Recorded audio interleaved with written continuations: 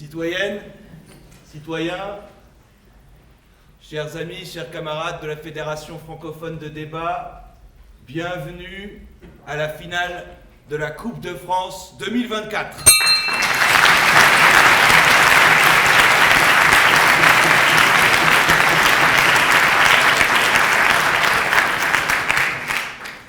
Elles étaient au départ 48 équipes.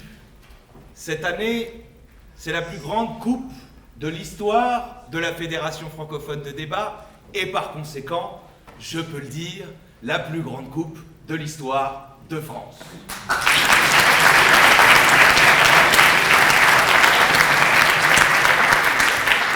Ce soir, deux équipes vont s'affronter sur un sujet que vous connaissez déjà toutes et tous. Nous allons donc accueillir les deux équipes. La première sera celle de l'ENS Paris et la deuxième équipe, celle du bec et de la plume, c'est-à-dire de Sciences Po Lille. Et je vous demande un tonnerre d'applaudissements pour ces deux formidables équipes.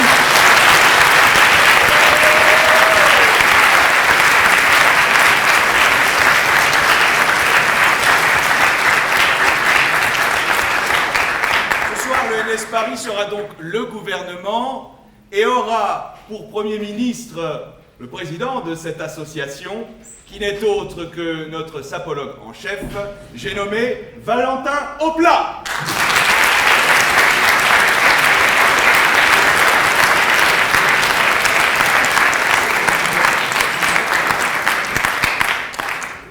Le deuxième membre de ce gouvernement est un ancien étudiant à moi, comme vous voyez, on peut arriver à tout, y compris à créer des monstres d'éloquence, hein, j'entends. Et ce deuxième membre du gouvernement ce soir est Quentin Chagneux.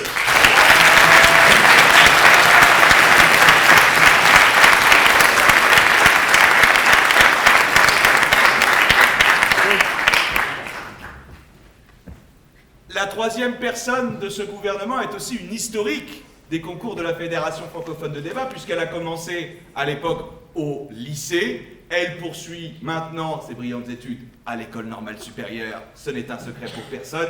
Il s'agit d'Océane Mascaro.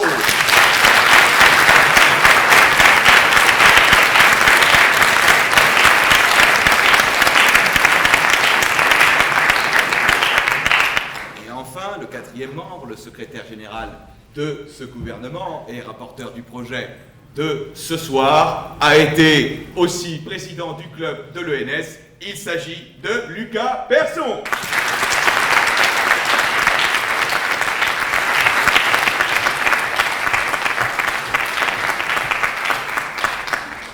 Voilà pour le gouvernement, mais bien sûr, ce débat implique aussi une opposition, et non des moindres, puisqu'il s'agit du bec et de la plume, qui a remporté la finale de la Coupe de France il y a 2 ans.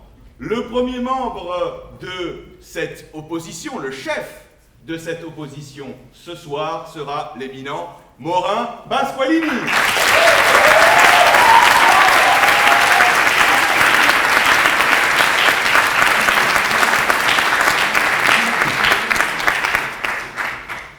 Le deuxième député de cette opposition, qui appartient aussi évidemment au bastion lillois, n'est autre que Jules Rota.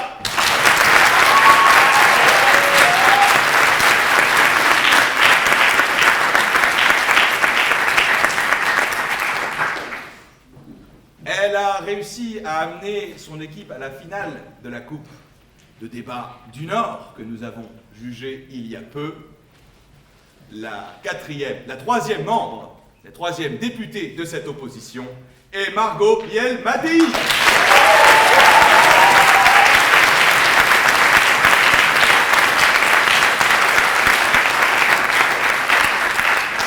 Et enfin, une habituée de la Coupe de France de débat et de la finale, puisqu'elle était déjà dans l'équipe qui remportait cette finale en 2022.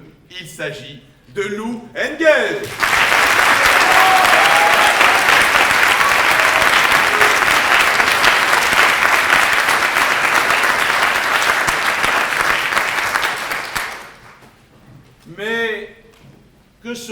évidemment une Coupe de France de débat sans un jury. Et ce soir, nous avons un jury d'exception pour une finale d'exception.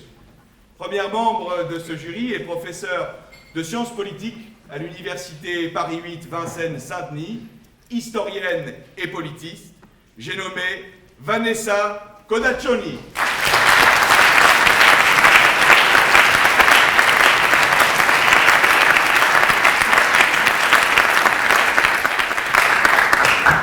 Le deuxième membre de ce jury est porte-parole du ministère de la Justice.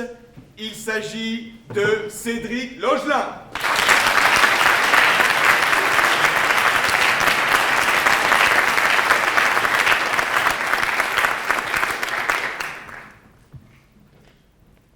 Vous le connaissez peut-être, y compris à travers la musique. Il est avocat pénaliste à son compte. J'ai nommé Maître Steve Ruben.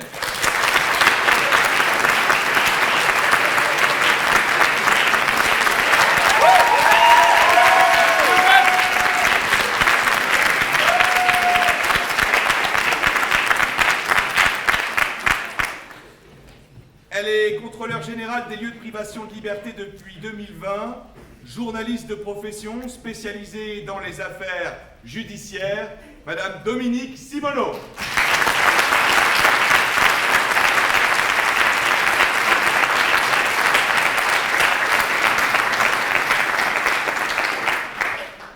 Il est avocat au barreau de Paris, président de la section française de l'Observatoire international des prisons depuis mai 2022.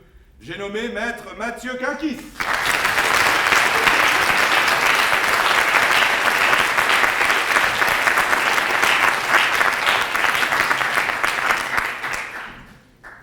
Et la sixième membre de ce jury a été pendant 30 ans directrice des services pénitentiaires, notamment dans la prison de Nanterre, dont nous reparlerons un peu plus tard, et depuis février 2023, directrice des solidarités au département des Hauts-de-Seine. J'ai nommé Anne Rouvy-Drouche.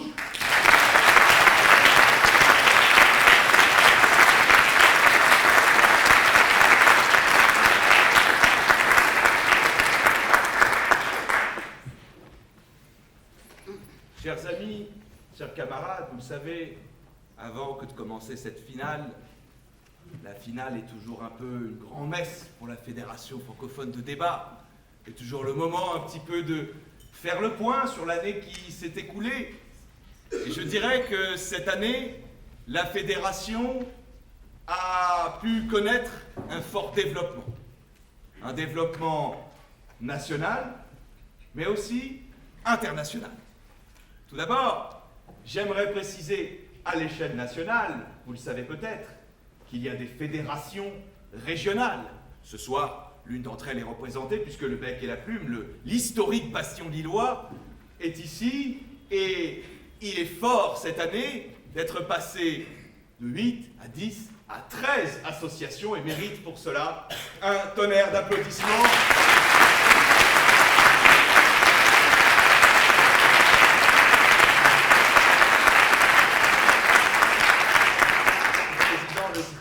Pierre Dott est d'ailleurs parmi nous à la tribune.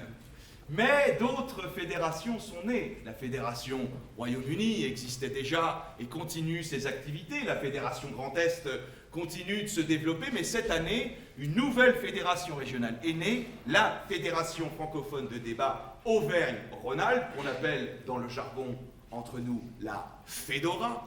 Et cette Fédora a organisé une coupe cette année. Et je tiens à préciser que cette coupe va faire d'une certaine manière le lien entre le développement national et international, puisque à cette coupe ont participé nos amis les Suisses, et qu'il est question de créer une fédération en Suisse. Qu'à la Coupe de France de débat ont participé aussi les Suisses, mais également les Belges. Il est dans les tuyaux de construire aussi une fédération francophone de débat en Belgique.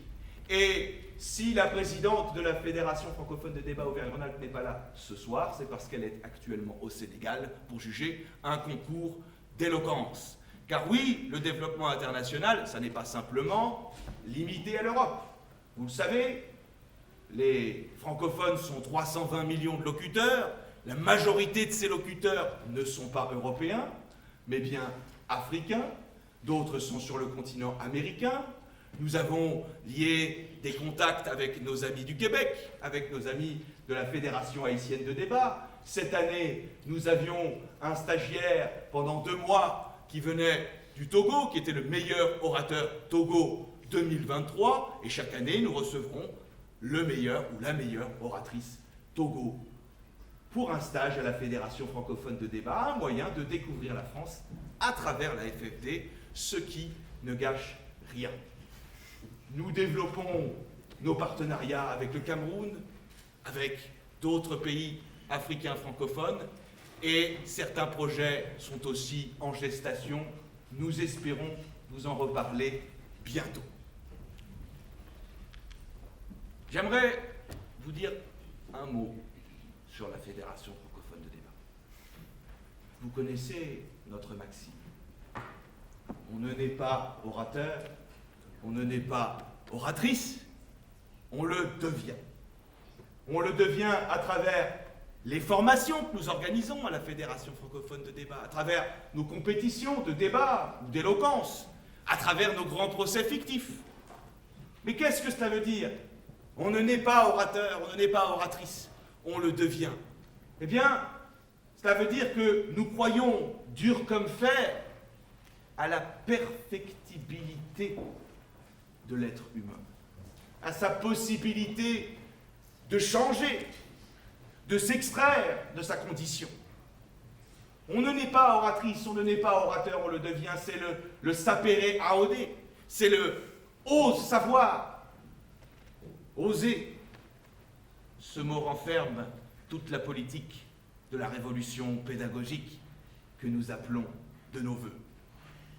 On ne naît pas citoyenne, on ne naît pas citoyen, de la même manière qu'on ne naît pas oratrice ou qu'on ne naît pas orateur, mais qu'on le devient en s'engageant dans la vie de la cité, en s'engageant dans la vie publique, en faisant écho de notre cœur, de notre âme, mais aussi de nos tripes au subtil mélange entre le pessimisme de l'intelligence et l'optimisme de l'action. Et la FFD, et ces glorieuses associations, comme j'aime à les appeler, existent et prospèrent grâce à cet optimisme de la volonté, grâce à ce que j'appelle cette pulsion de vie qui incite à l'action. Mais dans cette volonté, il y a quelque chose qui constitue, à mon avis, le conatus premier de toutes les personnes qui sont réunies ici, et qui pour moi est extrêmement précieux, qui pour moi est la colonne vertébrale de notre action, c'est la bienveillance et la fraternité. Elles permettent de répandre notre message et de transmettre notre savoir-faire. Malgré le mépris des aristocrates autoproclamés qui entretiennent les déterminismes pour préserver leurs privilèges, car prendre la parole, c'est prendre le pouvoir, et malgré ce qui est peut-être encore pire, le fatalisme des indifférents qui, engoncés dans leur certitude, entravent l'action de celles et ceux qui pensent qu'on ne naît pas oratrice, qu'on ne naît pas orateur, mais qu'on le devient. Ce soir, donc, encore une finale de la Coupe de France de débat. Encore dans cette salle splendide du Conseil de Paris. J'en profite pour remercier au passage Laurence Patrice qui me permet d'occuper ces lieux. Et ce soir, c'est encore un débat autour de la question pénale, qui vient un petit peu nous titiller l'année dernière. Vous vous souvenez, le sujet c'était sur les jurés populaires. Et ce soir, le questionnement porte autour d'une pratique finalement vieille de plusieurs millénaires, celle de l'enfermement en vue, mais surtout à l'issue d'un procès pénal. Et c'est normal que nous soyons occupés par cette question, puisque, vous savez, parmi les mythes fondateurs de l'art oratoire, il y a le mythe de Corax, Corax de Syracuse, premier avocat d'une certaine façon, enfin, d'un point de vue un peu mythique, celui qui a théorisé la rhétorique au service du procès pénal. Néanmoins, la prison, dans son sens un peu plus moderne, apparaît d'une certaine manière déjà avec ce qu'on a appelé le grand renfermement à l'époque de la monarchie administrative, et plus encore au moment où les grands enquêteurs sociaux comme John Howard, ou bien comme Bentham, ou comme Beccaria, ont commencé à se poser la question de savoir si la prison était un moyen juste, légitime, s'il devait être réformé, voire, comme le voudrait certainement le gouvernement ce soir, supprimé. Alors, nous allons questionner ce soir cette privation de liberté. Pourquoi? Pour rééduquer? Pour punir? Pour protéger la société? Pour dissuader les criminels? Ce soir, c'est à vous, gouvernement, opposition, de nous dire ce qu'il en est. Vous connaissez donc les règles. Vous avez chacun et chacune 5 minutes de temps de parole. J'ouvrirai les questions comme ceci. Je les fermerai comme ceci. Et lorsque vous dépasserez, lorsque vous serez arrivé à 5 minutes, je vous notifierai comme ceci qu'il vous reste, vous savez, les 15 secondes que vous ne pouvez pas dépasser, le fameux point bête et méchant de la discipline. Serez-vous discipliné ce soir, je l'espère. J'espère surtout que vous serez éloquent, que vous serez pertinent. S'il n'y a pas de questions, il n'y a pas de remarques, et je crois qu'il n'y en a pas, j'appelle donc à la barre, sous les applaudissements de l'auditoire, Monsieur le Premier ministre.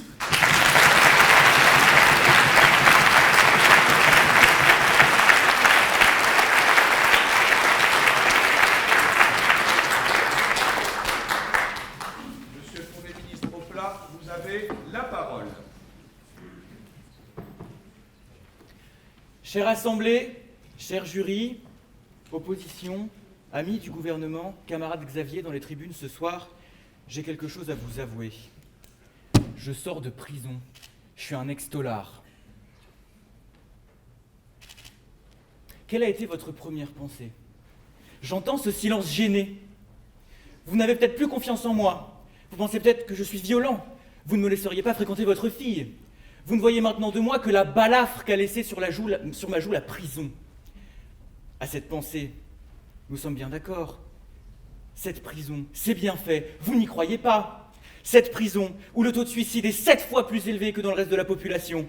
Cette prison qui est responsable, selon le ministère du Travail, pour 1/3 des détenus de troubles psychiatriques.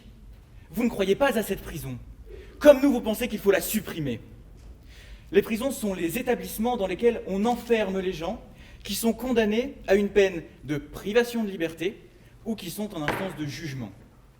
Alors, comment fermer cette prison qui fait reposer toute la responsabilité sur les individus alors que la communauté a sa part? Eh bien, dès le 1er juillet 2025, toutes les prisons seront fermées. Il n'y aura plus de détenus en France. D'ici là, les gens qui sont enfermés en prison passeront en jugement devant un juge et un comité médico-social. Et ce sera aussi le cas pour les prévenus à compter justement de 2025. Alors, pourquoi un comité médico-social? Pourquoi un juge? Eh bien, pour construire ensemble une peine qui permette la réinsertion, qui permette de réparer et de guérir. Alors, à quoi cela ressemble-t-il?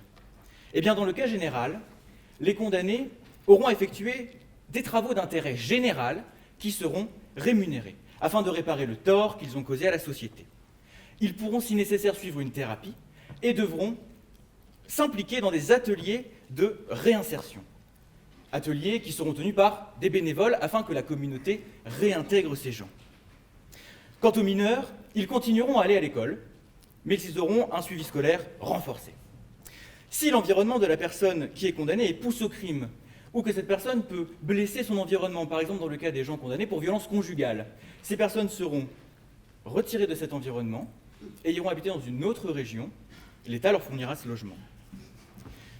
Aussi, ces gens porteront un bracelet électronique, non pas pour les confiner à un endroit, mais pour empêcher qu'ils retournent justement dans cet espace criminogène qu'ils ont quitté. Je vais prendre votre question, madame. Oui, monsieur, comment pouvez-vous garantir la sécurité publique si s'évader de vos travaux, de vos ateliers, devient aussi facile que de sécher les cours? Justement, ça ne l'est pas. Le comité psychosocial est là pour justement, et le suivi thérapeutique sont là pour s'assurer que les criminels changent d'état d'esprit, qu'ils se réinsèrent dans la société. Et pour les criminels vraiment dangereux, justement, j'y viens. Alors donc, je vous remercie, j'y reviens justement pour les individus qui sont vraiment dangereux. Que se passe-t-il? Eh bien, nous conservons les mesures normales, travaux d'intérêt général, thérapie, atelier de réinsertion.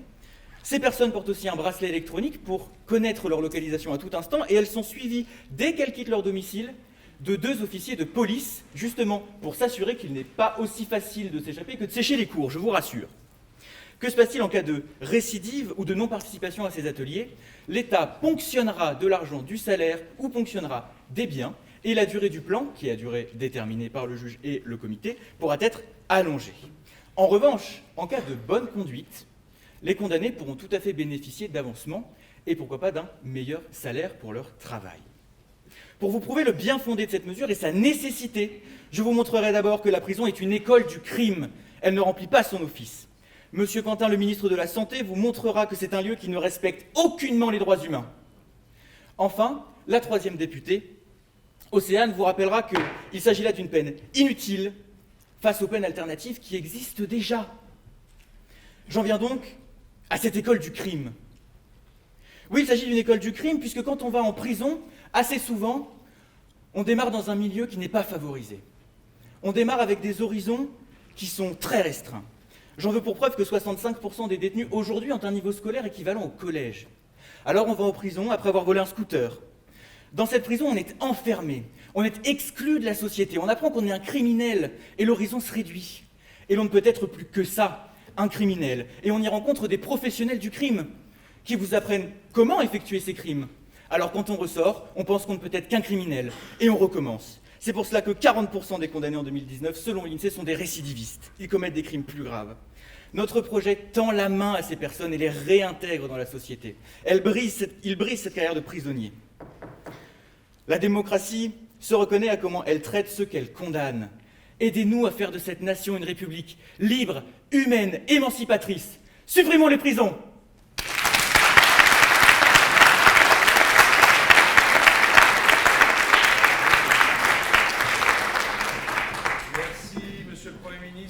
Et pour vous répondre, la parole est au député chef de l'opposition, Pasqualini, sous vos applaudissements, bien entendu.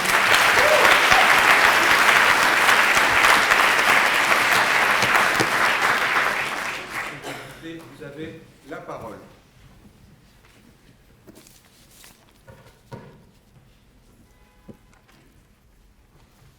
Un hypocrite calcule un triomphe et endure un supplice. Honorable Assemblée, chers membres du jury, mesdames et messieurs du gouvernement, chers collègues de l'opposition, voici que les mots d'Hugo décrivent à merveille le projet de notre gouvernement, qui n'aura comme conséquence qu'une société de la violence. Car, monsieur le Premier ministre, vous semblez effectivement calculer un triomphe. Une société sans plus de haine, une société pacifiée. Mais moi, ce que j'ai remarqué dans votre projet, c'est que désormais, un individu qui commet un délit aura un logement, un travail et comme seule sécurité, un bracelet électronique qui, avouez-le, a bien plus de failles qu'un mur de béton et de ferraille. Votre projet me semble tout simplement irresponsable. Irresponsable parce que vous en avez parlé, par exemple, il y a des individus qui commettent d'abord des petits délits, mais qui ensuite, puisqu'ils sont déterminés, vont continuer dans leur lancée. Par exemple, les auteurs de violences conjugales, souvent le bracelet électronique n'est pas suffisant. La liberté de l'ensemble de la société passe par l'enfermement de quelques-uns. Pour qu'une société soit libre, Il faut qu'elle puisse se soustraire à la peur induite par les délinquants et les personnes déviantes. Comment ?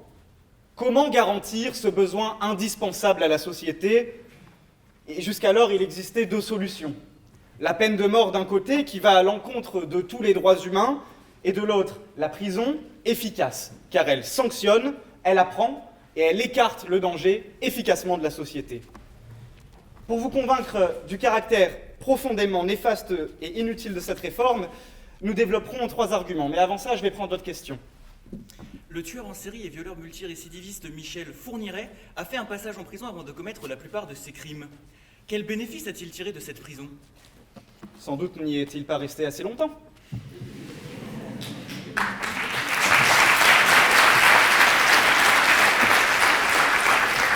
Je commencerai donc par vous montrer que la prison est la seule véritable moyen d'écarter le danger pour la société. Le député d'Ille-et-Vilaine, M. Rota, vous explicitera ensuite le caractère indispensable de la justice punitive qui ne peut être que mieux mise en place par le système carcéral actuel. Par la suite, la députée de la Corse, Mme Biel-Mattei, vous montrera que la prison permet à la société de prendre la mesure de la gravité des différents crimes et délits qui lui sont infligés. Et enfin, notre secrétaire générale, Mme Engel, vous proposera une synthèse éclairante et éclairée de nos débats. Si notre civilisation n'est aujourd'hui pas à feu et à sang comme le veut le gouvernement, si notre société n'est pas réduite à l'état de nature, c'est parce que les prisons protègent un petit peu tous les jours nos concitoyens et nos concitoyennes. Parce que oui, mesdames et messieurs, il faut regarder la vérité en face. Nous avons des individus dangereux dans notre société. Et face à cela, nous ne pouvons rester les bras croisés et s'affranchir de toute sécurité. La première d'entre elles, c'est une mesure de bon sens, c'est de séparer les criminels du reste de la cité. Parce que le bracelet électronique, je le disais, n'est pas toujours suffisant pour éloigner un ex-conjoint violent, parce que des travaux d'intérêt généraux sont un petit peu légers, vous l'avouerez, pour condamner un multirécidiviste meurtrier, vous en parliez. La prison est avant tout une mesure pragmatique. Le meilleur moyen pour se prémunir d'un danger, c'est de l'éloigner. Alors, on nous dira que cet outil a des défauts, il est vrai, et nous sommes d'accord, mais il s'agit ici de la question du maniement de l'outil, non pas de sa suppression. Être libéré de la peur était, pour Roosevelt, un des droits fondamentaux de chaque membre de l'humanité, y compris les condamnés. Et nous l'avons dit, la prison protège les citoyens libres et non écroués, mais elle agit aussi comme une protection pour les personnes condamnées. Parce que lorsque la société est soumise à un danger, elle cherchera toujours à l'éliminer. Et dès lors, ça donne la peine de mort perpétrée par l'État, ou bien la simple, mais non moins cruelle, vendetta. Notre gouvernement, en refusant d'assumer son rôle de protecteur de nos concitoyens, de protecteur de nos concitoyennes, a fait un choix terrible. Le choix de prendre le risque de verser le sang, tout simplement parce qu'il a refusé un enfermement. Incarcérer les criminels, vous l'aurez compris, est donc à la base du contrat social de notre société actuelle. Mais le gouvernement a renoncé à sa mission la plus fondamentale, formulée par Cicéron, et que je tiens à lui rappeler en guise de conclusion. Le bien du peuple tout entier est d'abord et surtout la loi suprême de la cité. Je vous remercie.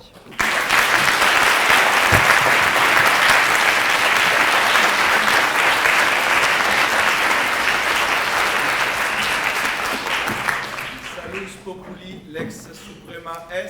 C'est donc sur ces mots que vous concluez votre discours. La parole est au ministre Chagnieu pour vous répondre sur les applaudissements.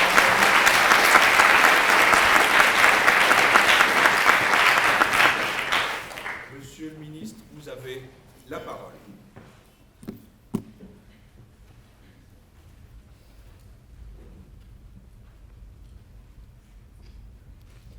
La prison est le pôle emploi du crime.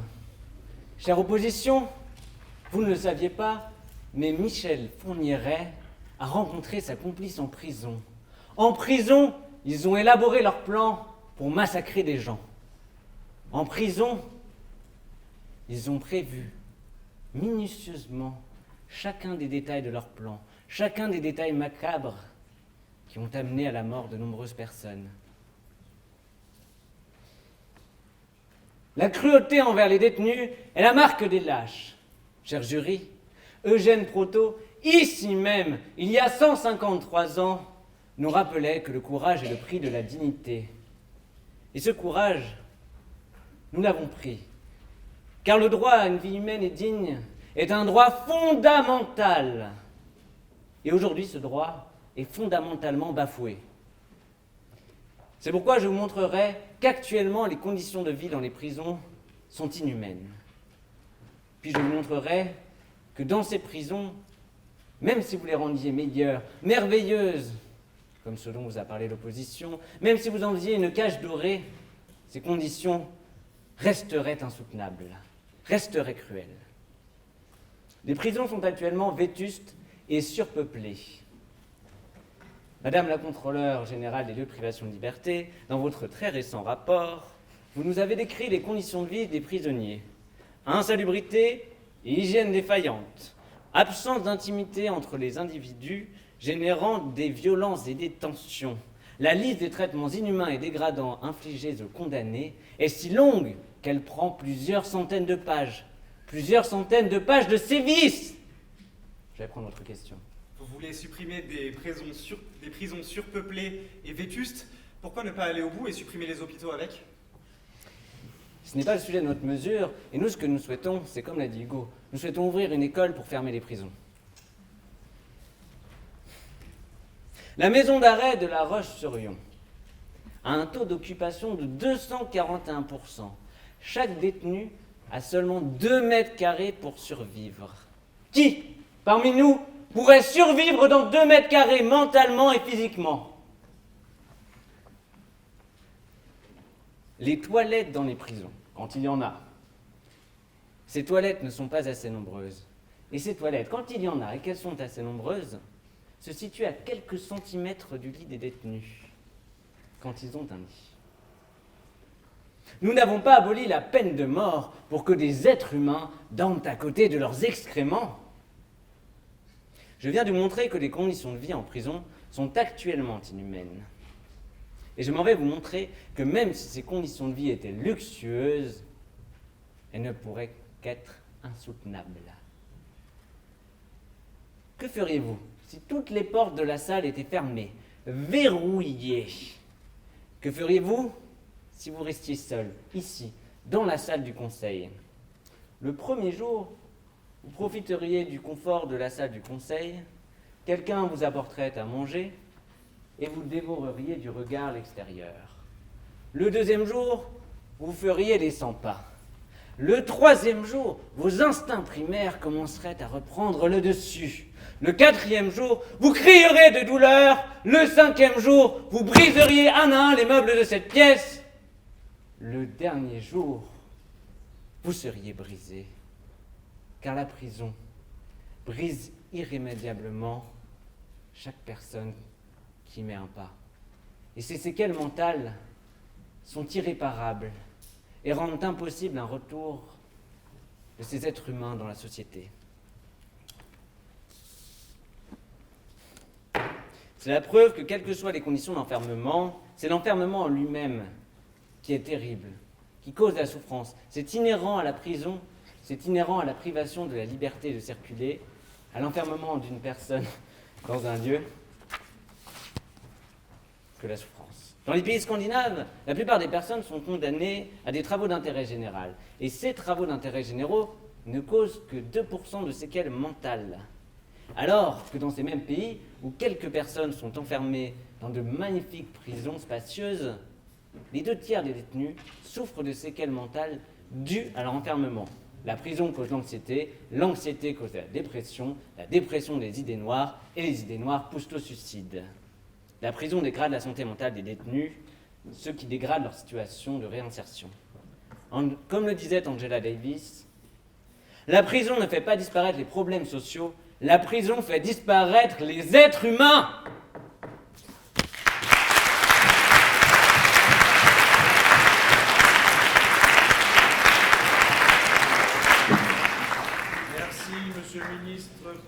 discours qui citait le communard Eugène Proto et Angela Davis. J'appelle pour vous répondre Madame la députée d'Ille-et-Vilaine, Monsieur le député d'Ille-et-Vilaine, Jules Rota, sous vos applaudissements.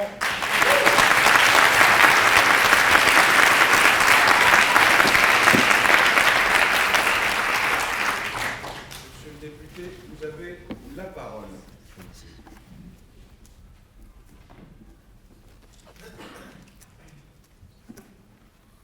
La question qui nous est posée ce soir est fondamentale. Elle touche à l'organisation même de notre société. Devons-nous supprimer les prisons? Non. Honorable Assemblée, Mesdames, Messieurs les jurés, chers collègues de l'opposition, cher gouvernement décidément passionné avec Michel Fourniret, avant de vous éclairer pourquoi la prison assure le respect de la loi, j'aimerais revenir sur les propos de mon prédécesseur. On nous parle de conditions inhumaines. On nous parle de cellules surpeuplées. En bref, on nous parle d'une institution en manque de moyens. Et pourtant, quelle solution apporte le gouvernement? La suppression. On ne nous parle pas d'améliorer les conditions alors que l'État en a les moyens. On peut construire plus de prisons, améliorer les conditions, et pourtant non. On la supprime, la facilité. On nous dit aussi que lorsqu'on est enfermé, c'est horrible. Oh mon Dieu, ce violeur multirécidiviste, quelle pauvre personne, nous allons l'enfermer. Ça n'a pas de sens. La prison, c'est aux murs chapeautés de barbelés, c'est Mirador, sa cellule étroite, où la lumière ne traverse la pièce qu'à travers les barreaux de son unique fenêtre. Sur sa paillasse, le détenu compte les longues minutes qui écoulent son existence désormais remplie de solitude. Cet imaginaire difficile, tout le monde l'a, tout le monde le partage, et il est essentiel. La sévérité que représente la prison doit être maintenue, car elle présente une double utilité. La première est qu'elle agit telle une sentinelle jetée à l'horizon de la société, une sorte d'avertissement à tous ceux qui pourraient s'égarer sur les sentiers lugubres de l'illégalité. Je l'affirme, la prison est aussi une arme de dissuasion. Elle est cette épée de Damoclès, suspendue au-dessus de chacun d'entre nous, qui nous empêche de céder à la tentation du crime. Elle est ce garde-fou qui maintient des âmes hésitantes, cette force invisible qui retient la main voleuse, la main tueuse, toutes ces mains qui auraient pu un jour passer à l'acte. La seconde utilité est que la prison incarne l'équilibre sacré de la justice, où chaque faute trouve sa juste punition. Elle est la rétribution mesurée qui apaise les cœurs, blessés par des actes violents, et qui redresse les torts subis. Sans cela, nous vivrions dans une société où chacun se fait justice lui-même. En punissant les crimes, c'est donc une affirmation d'un engagement fort envers un ordre juste et équitable. Je vais prendre votre question. Où est la dissuasion, monsieur, si 40% des condamnés en 2019 sont des récidivistes?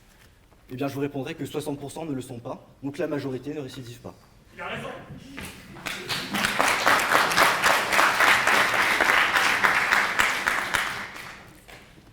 Je dis alors que la sévérité de la peine de prison aujourd'hui est une nécessité, car elle dit aux victimes « je te protège », aux coupables « je te condamne », à la société « je ne laisse pas faire, je punis ». Par conséquent, la prison est le pilier central qui soutient l'édifice fragile de notre société pacifiée et de notre état de droit. Elle est l'ancre qui maintient notre navire à flot. Elle donne une confiance sans faille dans le travail que produit la justice. Sans elle, le tissu social se désintégrerait. Sans elle, la justice, déjà critiquée, n'aura plus aucune légitimité. Sans elle, plus personne ne se sentira protégé par les tribunaux, puisqu'ils ne puniront plus les criminels à la hauteur de leurs atrocités. Finalement, parce que les prisons sont un symbole puissant de protection de la justice et de l'équité, elles résonnent comme un écho des lois sacrées de la République dans les murs de la pénitence. Elle est le funal, éclairant les ténèbres, rappelant que la lumière de la justice est inébranlable et que la loi républicaine est universelle. Nul ne peut s'en acquitter sans subir le courroux de la justice, impartiale et indépendante.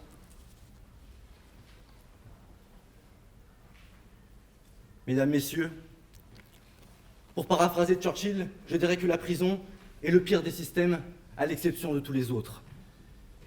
Son rôle dans la protection, la dissuasion, la justice et le maintien de l'ordre social est irremplaçable. Je le dis haut et fort, il n'existe pas de meilleures alternatives pour maintenir une société essentielle, et stable et sécurisée. Préservons alors cette institution, c'est essentiel à nos vies, pour l'améliorer et de construire ensemble une société plus sûre, plus juste et plus humaine.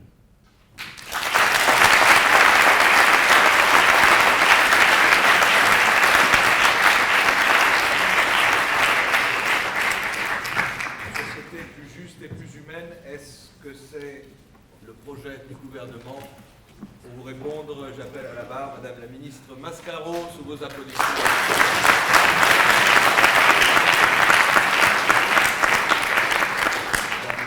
Vous avez la parole. C'est peut-être vous, chère opposition, qui êtes coupable du fatalisme des indifférents qui nous a été mentionné tout à l'heure. Vous nous dites, la prison fonctionne, la prison doit punir. Face aux conditions insupportables qui ont été montrées par notre second ministre, il suffirait de construire d'autres prisons. Durkheim le disait, même dans une société de saints, l'on trouverait toujours à punir des déviants, car la société voudrait toujours trouver ceux sur lesquels il faudrait taper.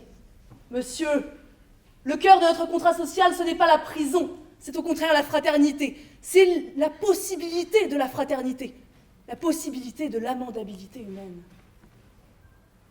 Cette opposition s'illusionne. S'il y a des méchants, des criminels, il suffirait de les enfermer, de les mettre face au mur, en silence, dans un coin, comme le faisaient les instituteurs d'une époque pas si lointaine. Dieu merci, l'on ne le fait plus maintenant, du moins à l'école, car on le fait toujours pour les adultes. Mais alors, pourquoi le pouvoir s'obstine-t-il jusqu'ici à maintenir cette institution obsolète qu'est la prison? Pour punir, le mantra obsessionnel de l'opposition. Mais à quoi sert la punition au fond? En réalité, à une seule chose. Elle sert au pouvoir à montrer qu'il a du pouvoir, sans considération aucune pour le reste. Je vais vous le montrer. La punition de la prison est inefficace, et il existe des alternatives bien plus justes et réparatrices. Alors, ne croyez pas que je sois contre le pouvoir. Nous sommes au gouvernement, après tout. Simplement, la discipline qu'exercent les prisons ne fonctionne plus aujourd'hui. Foucault l'a montré dans Surveiller et punir, le passage du châtiment au public à l'enfermement carcéral au XIXe siècle, c'est une manière pour le pouvoir de se soustraire au regard du public, de punir derrière les murs clos de la prison. Cela suppose donc de résoudre les problèmes par une double exclusion. Une exclusion de la société de la prison et des prisonniers de la société. Or, ne vous en déplaise, même en gardant les prisons, il y a bien un moment où les ex-prisonniers reviennent à la vie civile. C'est là que devrait être tout notre enjeu. Assurer la justice, certes une justice humaine, mais pas la pseudo-justice bête et méchante du « tu vas dans ta chambre ». Un ami à moi s'était fait racketter quand il avait 15 ans. Le couteau sous la gorge, en pleine nuit, s'était fait tirer son téléphone et son portefeuille. La police avait miraculeusement retrouvé son agresseur et lui avait proposé une discussion. Mon ami était circonspect, il a tout de même accepté, et ils se sont retrouvés tous les deux dans une salle poussiéreuse du commissariat. Lui, la victime, a évoqué son traumatisme, son incapacité à retourner sur les lieux de son agression. L'autre lui a dit la misère, le père au chômage, l'impossibilité de vivre, sinon par des rapines de ce type. Et surtout, son agresseur lui a présenté des excuses. Et cette entrevue a bien plus apaisé mon ami que de savoir son agresseur derrière des barreaux anonymes. Il existe donc des alternatives efficaces à la prison. Il s'agit maintenant de supprimer celle-ci, tout bonnement. Je prends votre question. Je vous remercie. Pourquoi ne pas simplement utiliser les mécanismes qui existent d'ores et déjà de réinsertion au sein des prisons? Mais monsieur, nous pouvons aussi faire de la réinsertion hors des prisons. C'est bien tout l'enjeu. Vous allez me dire peut-être que, voilà, cette réinsertion, ces mécanismes d'excuses divers et variés pour des vols, mettons, pour de la petite délinquance. Mais pour des faits vraiment graves, c'est impossible. Vous savez dans quel cadre cette justice restaurative a été la plus éprouvée? Dans le cadre de génocide, de crimes de masse, de guerre civile. Au Rwanda, au Bénin, en Afrique du Sud. En Afrique du Sud, Mandela a mis en place une commission vérité et réconciliation pour traiter les crimes de l'apartheid. Les victimes venaient y témoigner des sévices inouïs qu'elles avaient subis, et les bourreaux venaient confesser leurs crimes et exprimer parfois leurs remords. Et dans ce pays gangréné par des décennies d'apartheid, a pu s'opérer une transition pacifique presque inespérée vers la démocratie. Cette justice hors prison a été la seule à même d'enrayer le cycle de violence qui menaçait de submerger à nouveau le pays tout entier.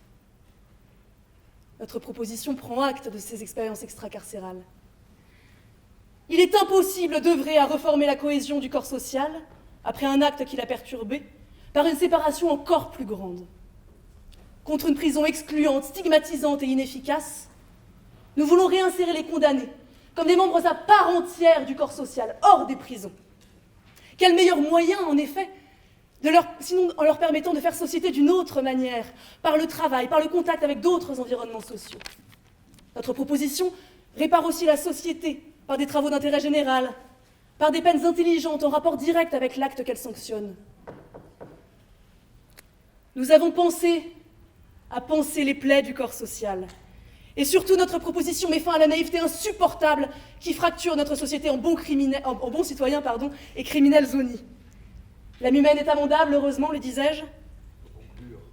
Soyons les dignes descendants de la multitude d'ouvriers qui a travaillé sans relâche depuis la Révolution à détruire la Bastille. Démolissons toutes les prisons, ces monuments odieux de la tyrannie.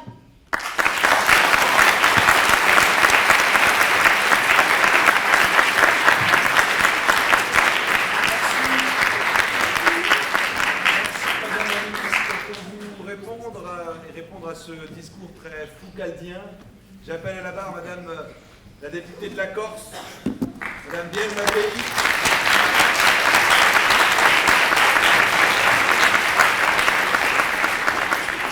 Madame la députée, vous avez la parole.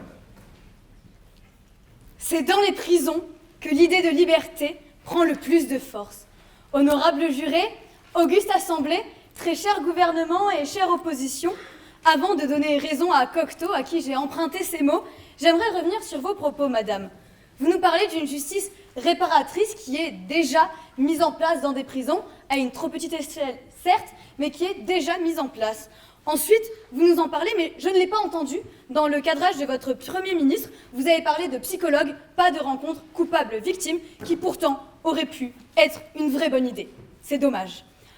Vous nous parlez également de contrat social, mais le Léviathan, l'État qui a le pouvoir, est nécessaire et a besoin d'une violence. C'est la violence légitime dont parlait Weber. Vous avez cité Foucault, vous auriez pu également citer Weber. La prison, la peine de prison, c'est aujourd'hui le meilleur moyen de garantir une justice humaine, de garantir une justice avec un même référentiel. C'est la possibilité de lancer un signal d'alerte en choisissant l'enfermement et en le quantifiant en fonction du délit commis.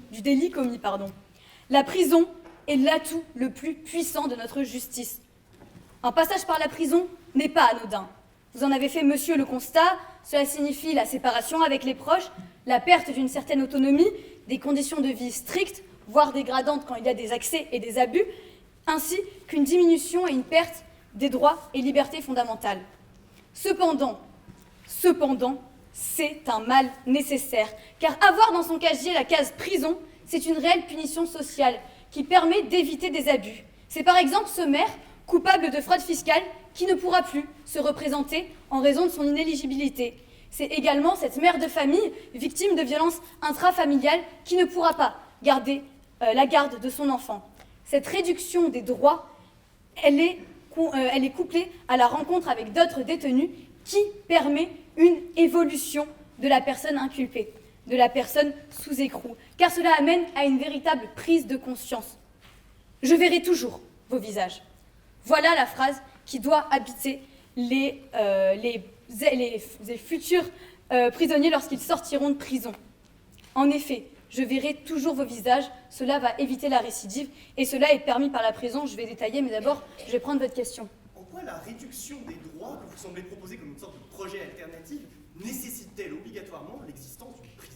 Eh bien, monsieur, tout simplement parce que vous ne pouvez pas garantir, comme l'a très bien dit mon Premier ministre, la sécurité des citoyens si vous mettez de simples bracelets électroniques. Nous avons besoin d'une réduction des droits de circulation par exemple, ce que vous ne faites pas. Vous ne semblez pas vous préoccuper des victimes qui ne pourront pas faire tranquillement le deuil de ce qui leur est arrivé si elles ne se savent pas protégées par la société. Vous ne permettez pas cet aspect-là de la justice qui est nécessaire. Car l'enfermement continue après la prison. C'est un enfermement mental qui pousse à éviter la récidive.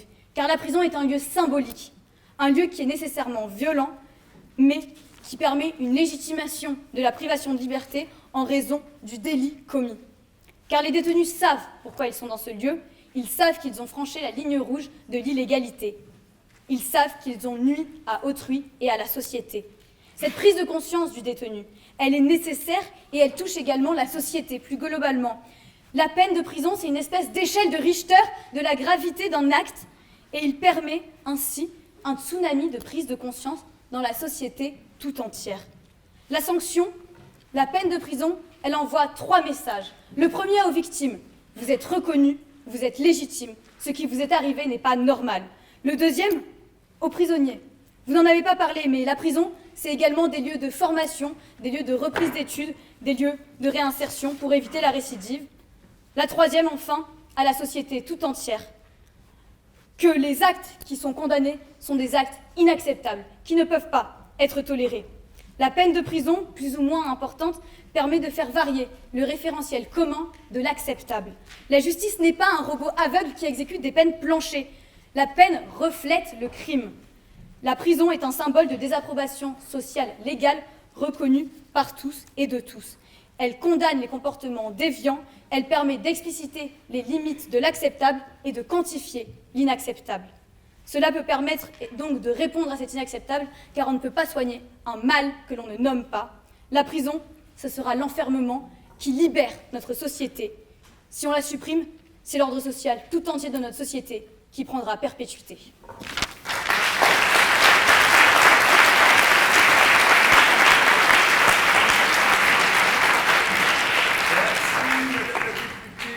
La prison, c'est l'enfermement qui libérera notre société. Ce n'est pas l'avis du gouvernement et il va pouvoir conclure avec monsieur le secrétaire général Persson sous vos applaudissements.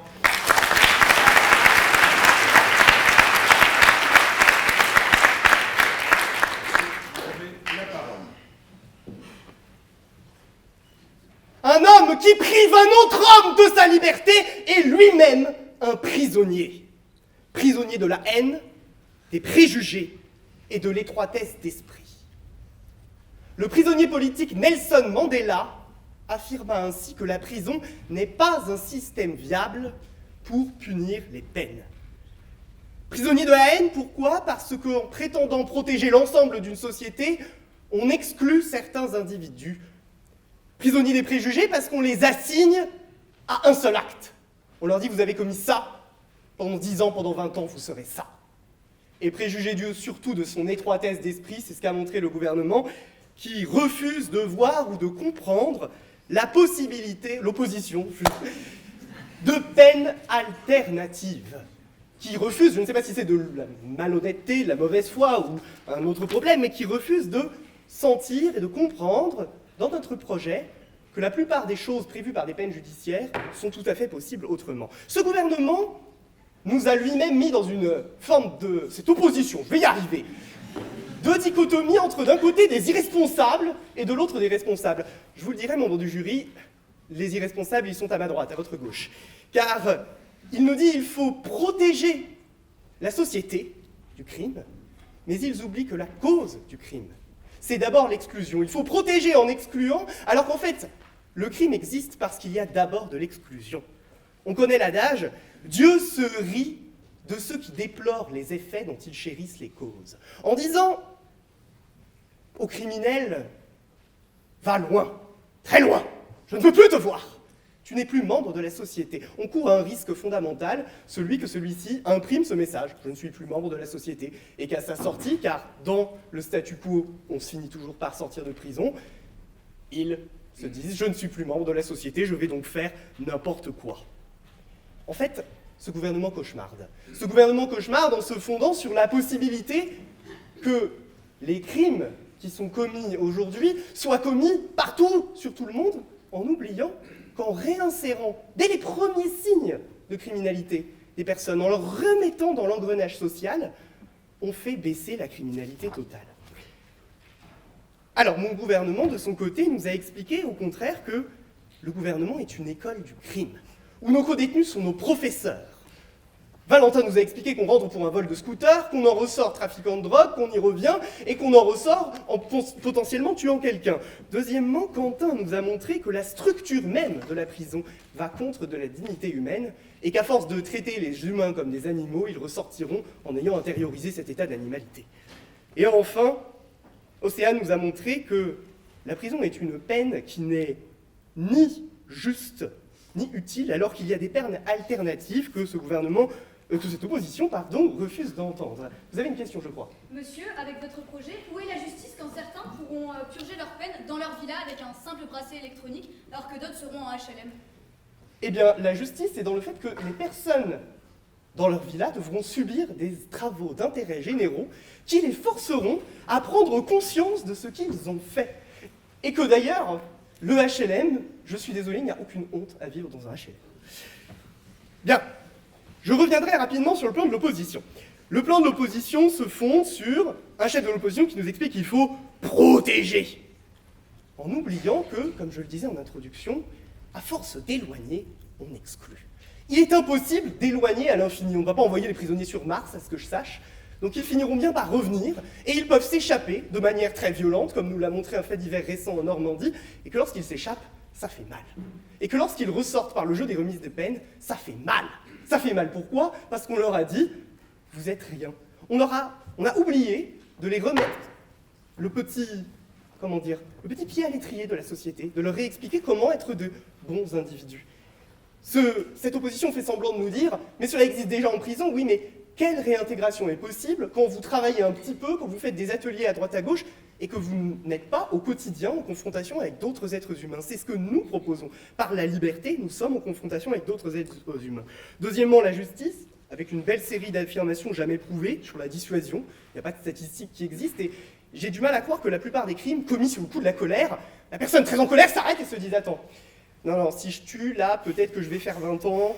Ouais, non, je vais ranger mon couteau. » Ça me semble un peu léger. En fait, les seules personnes qui font un calcul rationnel du risque, ce sont les criminels en col blanc qui vont voir leurs avocats fiscalistes pour leur demander conseil, ou ce sont les dealers de drogue qui se disent « Bon, je vais palper quelques millions, je prends le risque de la prison.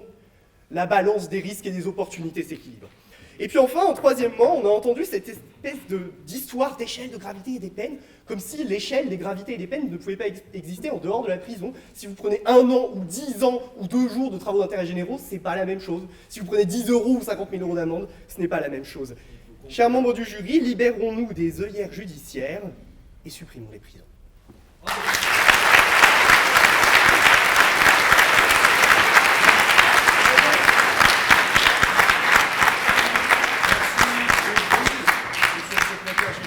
Et pour conclure du côté de l'opposition, j'appelle Madame la secrétaire générale Engel à la barre.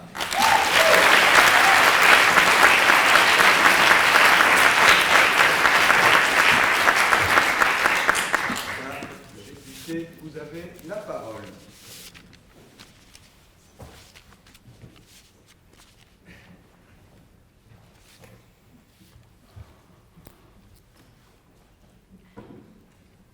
Très cher Français, je vole, sans sanction, sans prison.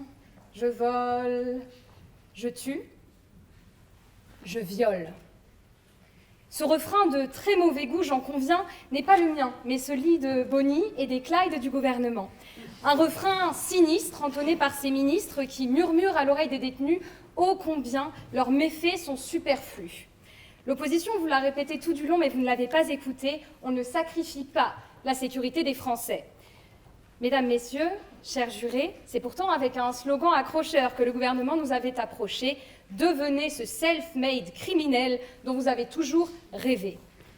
L'heure n'est pas à la plaisanterie, j'en suis bien consciente, même si j'avoue avoir eu du mal à garder mon sérieux, monsieur le secrétaire général, lorsque vous nous avez réveillés avec une vigueur impressionnante pour nous parler de notre étroitesse d'esprit que nous n'avons toujours pas compris.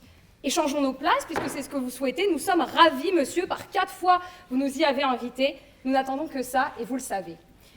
Le crime existe parce qu'il y a de l'enfermement, je vous cite. Quelle bonne question, monsieur, l'œuf ou la poule, qui n'est pas véritablement le sujet ici. Vous devez protéger les Français, pas seulement leur offrir des bracelets, et ça, vous l'avez oublié. Alors, montons ensemble au sommet du Mirador pour prendre un peu de hauteur sur ce débat qui anime nos discussions depuis 1 heure. À l'image du gouvernement, prenons un peu de haut ces familles brisées par un conducteur alcoolisé ou cette dame victime d'une arnaque, toute sa vie dévastée. Car la meilleure preuve de respect qu'on peut fournir aux victimes est effectivement la sévérité, la fin des libertés, comme l'a dit M. Rota. Ce débat a donc opposé d'abord un gouvernement tombé l'offre des voyous, qui fait passer les malfrats devant, au détriment des victimes. Face à lui, s'est tenue une opposition non pas enchaînée, mais bien convaincue que la prison est une indispensable punition pour protéger et pour distinguer le bien du mal dans notre société. Monsieur Morin vous a d'abord présenté la condition sine qua non que constitue la prison pour la sécurité de tous, à l'intérieur et dehors de la prison. Ensuite, monsieur Rota, grand chevalier, a dégainé l'épée de Damoclès que constitue la prison, sévère pour faire justice aux victimes. Et enfin, madame Biel-Mattei a montré l'impératif d'avoir un référentiel du méfait commun qui permet dès le plus jeune âge de savoir ce qui est mal et savoir ce qui est bien. C'est à mon tour maintenant de m'improviser Hercule Poirot, gadget en main, pour enquêter sur l'évasion du gouvernement. Mais comment s'en sont-ils sortis? Allez-y, monsieur le ministre. Si vous cassez un être humain, comment espérez-vous qu'il répare les pots cassés? Quelle belle éloquence de votre part, monsieur. Je réponds à votre question que ce n'est pas le moment de casser les prévenus qui ne sont pas cassés en prison. Vous nous avez évidemment chanté des histoires à faire pleurer dans les chaumières, mais ce n'est pas la réalité de toutes les prisons. Vous devriez vous informer avant de commencer vos mesures. Je continue donc. La première piste de cette enquête me mène à monsieur le Premier ministre, qui avait la charge de la preuve, nous prouver que cette mesure était utile et nécessaire. Les bracelets électroniques. Il a échoué d'abord en tentant de victimiser ces criminels qui laissent de nombreuses victimes derrière eux. Monsieur, vous le savez, vous citez des bénévoles qui encadreront les hors-la-loi. Quelle perspective rassurante pour des gens non formés, non armés et non protégés par les forces de police, car vous n'en parlez pas. Je ne suis pas rassurée, monsieur, et les bénévoles que vous aurez beaucoup de mal à recruter non plus, je le pense. Le silence aurait pu être d'or, mais monsieur le ministre préfère nous vendre de la ferraille et des ateliers où l'on chante « Voler n'est pas bon ». Son deuxième complice, monsieur le ministre, a pris la parole pour qualifier la prison de pôle emploi du crime, je vous cite « Quel courage de mettre en priorité ceux qui ôtent et parfois et ruinent la vie de tant d'autres ».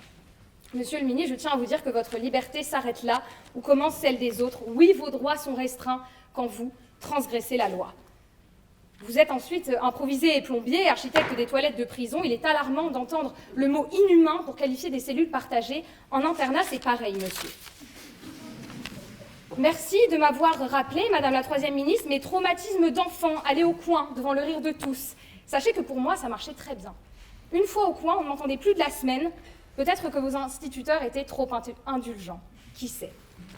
Mère Castor nous a ensuite conté des histoires à pleurer dans les chaumières, des délinquants qui volent car ils n'ont pas d'argent. Nous le savons, madame, que la société est malade, il faut la soigner, pas en supprimant les prisons. L'enquête est désormais terminée, mesdames et messieurs, les suspects appréhendés, anatomie d'une évasion ratée. Mais ils ne seront pas écroués dans leur prison à ciel ouvert où la garde à vue devient une simple entrevue, où voler n'est qu'une simple bévue, où tuer n'est qu'un malentendu. Je ne veux pas vivre dans ce monde. S'il vous plaît, ne votez pas cette loi immonde.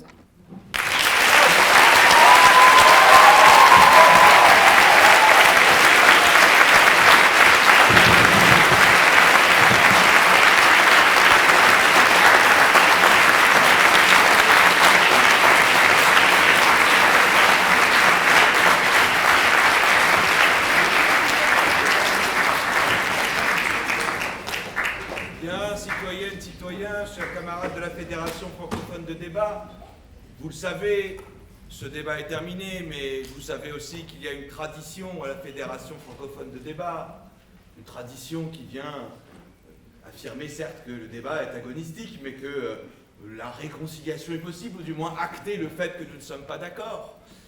Et donc nous allons pratiquer tous ensemble un exercice d'art oratoire qui a déjà été un peu introduit par Madame la secrétaire générale de l'opposition, mais cette fois-ci plus précisément en hommage à Fabrice Moello et Arnaud Garcia qui ont été évoqués précédemment. Je vous demande donc toutes et tous de vous lever.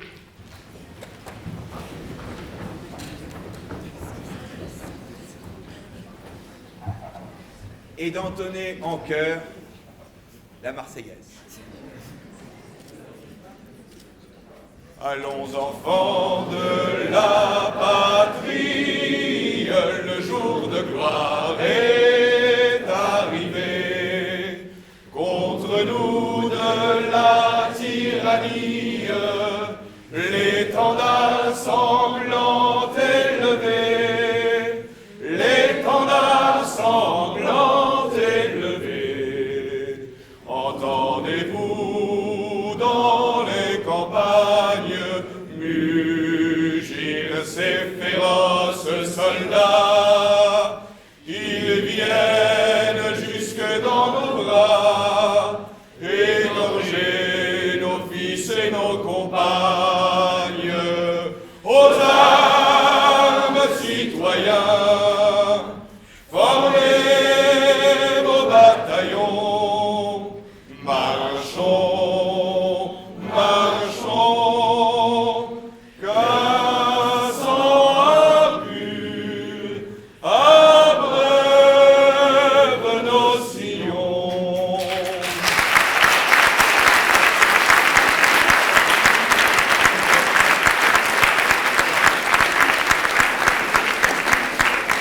Le jury va donc pouvoir se retirer pour délibérer en compagnie de Théophile Dardenne, vice-président de la Fédération francophone de débat, et de Louisa Cicérir, directrice du pôle Affaires publiques de la Fédération et championne de France 2023, non pas pour orienter le jury, mais simplement pour répondre à ces questions au niveau des règles. Et en attendant, vous connaissez aussi l'exercice. Vous savez que nous n'allons pas vous laisser partir, mais simplement ouvrir la tribune. Et cette tribune ouverte va commencer avec deux responsables. Membres du jury, je vous invite à vous retirer pour délibérer, sauf si vous voulez assister aussi à ce moment. J'appelle donc à la barre Ilan Volson de Rabourg et Lucas Galland pour parler des formations qui sont organisées par l'association À travers les murs, formations à l'art oratoire, auxquelles participe évidemment la Fédération francophone de débat. Est-ce que Ilan va prendre la parole?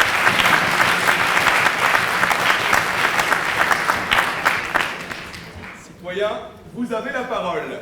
Merci Monsieur le Président, bonjour à toutes et à tous. Je m'appelle Ilan Volson de Rabourg. Et je m'appelle Lucas Galland. Et ensemble, avec d'autres, on a fondé l'association À travers les murs, qui est une association qui existe depuis 4 ans et qui intervient concrètement pour donner des cours d'éloquence en milieu carcéral. Aujourd'hui, on intervient dans plus de la moitié des établissements en Ile-de-France et on va intervenir dans toute la France, puisqu'on va intervenir à Bordeaux, à Lille, chez nos amis de la FFDN, à Lyon, à Marseille et en Europe bientôt, puisqu'on va intervenir à Bruxelles. Concrètement, qu'est-ce qu'on y fait? On y donne des cours d'éloquence aux détenus pour travailler avec eux sur la réinsertion, parce que généralement les gens qui sont incarcérés n'ont pas les codes sociaux de la parole, de la bonne parole, et c'est ce qu'on essaye pour la réinsertion de leur dispenser chaque semaine de manière bénévole. Alors, si on vient vous dire ces quelques mots aujourd'hui, c'est avant tout pour vous inviter à nous rejoindre. Le seul prérequis, c'est d'avoir une première expérience de formation en éloquence et éventuellement quand même d'avoir un petit intérêt pour le milieu carcéral. Pour nous rejoindre, vous pouvez nous retrouver sur les réseaux sociaux, à travers lesmurs.fr sur notre site internet, à travers lesmurs.asso sur Instagram. Il faut nous envoyer un mail, contact@atraverslesmurs.fr, et vous pourrez nous rejoindre comme ceci. Pour terminer, je pense peut-être le plus important, notre devise. Donner la parole, rendre la voix. Merci beaucoup de nous avoir écoutés.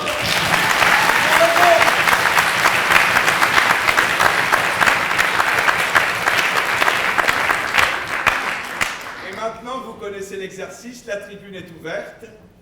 À qui veut bien la prendre? Citoyens, citoyennes, oui, citoyens!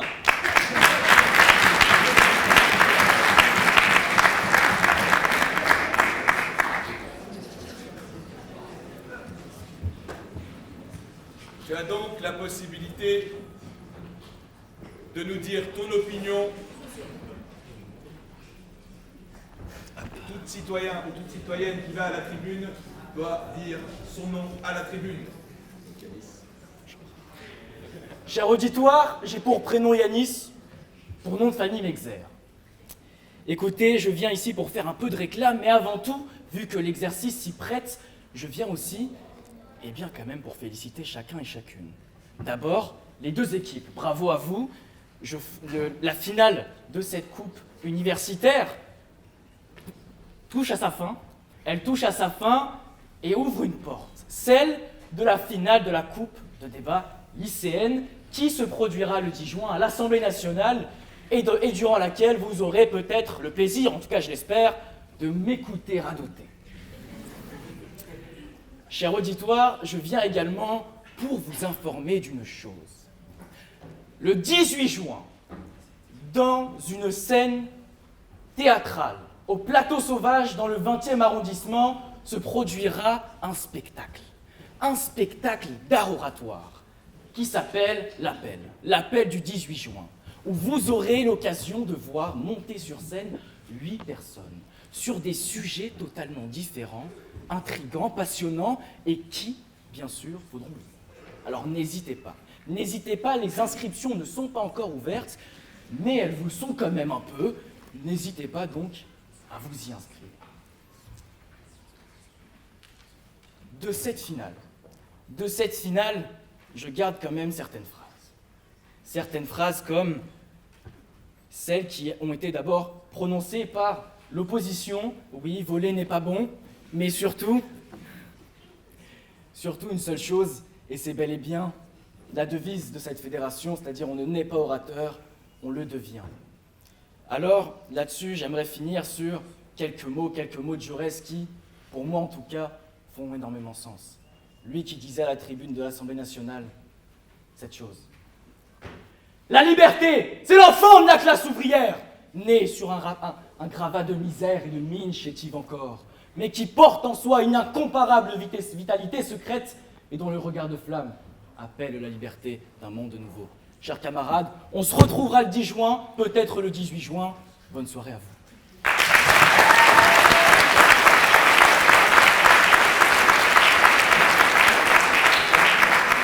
C'est souvent les plus jeunes qui ouvrent la tribune. Qui veut prendre la parole? Oui, citoyen.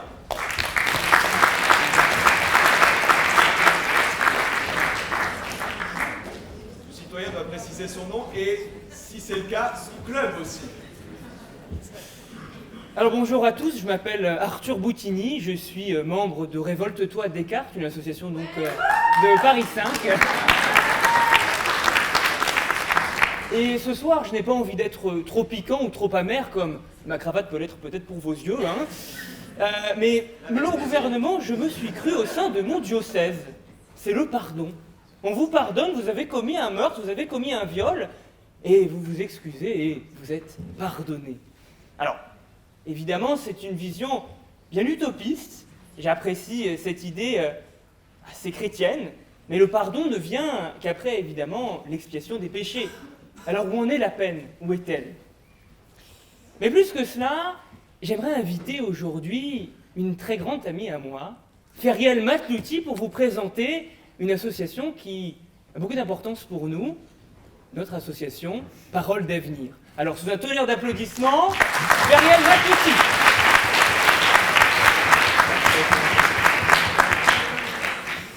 Bonjour à tous, donc comme vous l'a dit Arthur, je suis Feriel Matlouti, également membre, je pense vous l'avez entendu, de Révolte-toi Descartes. Et oui, nous sommes en droit et nous avons décidé cette année de fonder une association qui nous tient à cœur, Parole d'avenir. Alors son but, c'est d'intervenir pour les mineurs dans les maisons pénitentiaires et également dans les foyers. Parce qu'on s'est rendu compte que l'art oratoire doit venir dès le plus jeune âge. C'est une passion, c'est parfois aussi une vocation et on y tient. On compte essayer, ou tout du moins tenter, de créer cette passion, cette flamme pour les plus jeunes. Donc on a entendu qu'on avait des camarades avec une association dans le milieu carcéral. On ira d'ailleurs vous voir, je ne sais pas où vous êtes, j'ai pas mes lunettes. Voilà, on ira vous voir, on en parlera, et je pense qu'on a plein de choses à se dire, très sympa. Je me permets aussi de donner mon avis sur ce merveilleux débat qui était assez poignant. J'ai cru comprendre que ici, bon, vous vouliez supprimer les prisons, plus ou moins une bonne idée, mais non, c'est une mauvaise idée, je vous le dis. J'ai cru entendre également qu'à travers des excuses, tout pouvait passer, c'est-à-dire que Alexandre, le violeur de ma sœur, peut s'excuser et donc tout ira bien pour lui, il sera pardonné, ma sœur doit le pardonner. C'est ainsi. J'ai cru comprendre également que Hakim, également issu d'une école de commerce où tout va bien pour lui, mon violeur pour sa part, quant à lui, s'il me dit pardon, je dois lui dire oui, je te pardonne. Mais non. Non. J'espère qu'un jour il ira en prison. Mais pour cela, encore faut-il qu'ils aillent en prison. Parce que oui, pour les violeurs, en ce qui concerne ce domaine-là, seulement 0,6% des violeurs sont condamnés. Seulement 0,6% des violeurs condamnés. C'est-à-dire que plus de 99% des violeurs ne sont pas condamnés et sont en liberté. Mais que faire face à cela? Là, il ne s'agit plus d'un problème de prison, mais bel et bien d'un problème de justice. Mais pour cela, supprimer les prisons, évidemment, est une mauvaise idée. Je ne vais pas m'y attarder, je laisse la parole à d'autres personnes qui auront plein de choses à dire. Merci pour votre parole et pour votre voix également. Je tiens à souligner que vous avez une très très belle voix. Ça, c'est vrai. Voilà.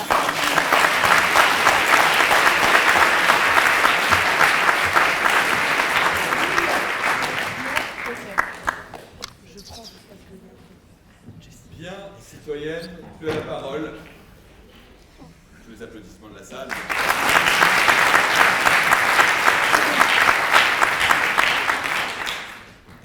Citoyens, citoyennes, amis, camarades, n'en déplaise, je ne suis pas en droit, je suis en école de commerce. C'est pas grave. Je vais vous expliquer pourquoi ça va s'avérer rentable pour chacun d'entre vous. Et je commencerai, une fois n'est pas coutume, par une narration, par celle d'un oiseau, ce symbole de la liberté, un colibri. Vous connaissez peut-être cette histoire du colibri qui vit sur son île, qui prend feu. Tous les animaux fuient, se dirigent vers la mer, essayent de trouver une échappatoire. Mais le colibri, lui, sait que ici est sa maison. Alors oui, le colibri va à la mer, mais pas pour fuir, pour prendre de l'eau, une goutte d'eau, car il est un colibri. Inutile pour certains, vous me direz, essentiel pour tous néanmoins. Le lion, les girafes et tous les autres animaux couards qui peuplent cette île lui disent « Mais que fais-tu, petit colibri ? Tu es fou !» Peut-il ? Petit. Alors oui, peut-être. Peut-être qu'il est fou. Mais lui répond, sûr de lui, heureux et confiant. Mais moi au moins, je fais ma part. Et comme je vous le disais, je suis en école de commerce. Et je suis membre et fier de l'être de cette fédération qui vous accueille tous ce soir. Et c'est à ce titre que je me permets de vous rappeler que c'est avec des petits gestes, avec de petites gouttes d'eau,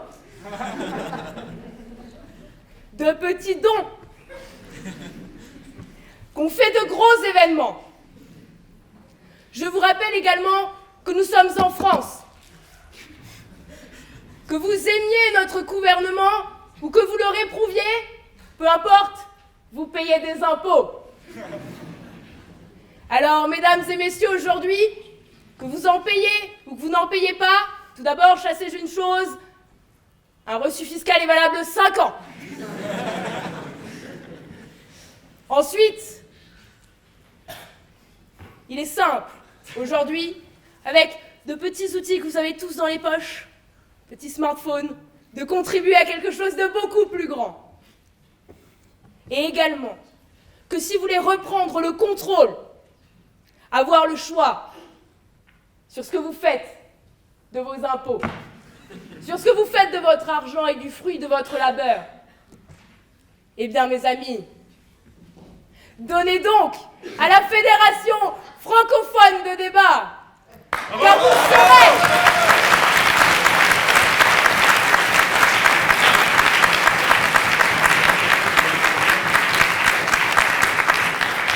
Car ainsi vous saurez.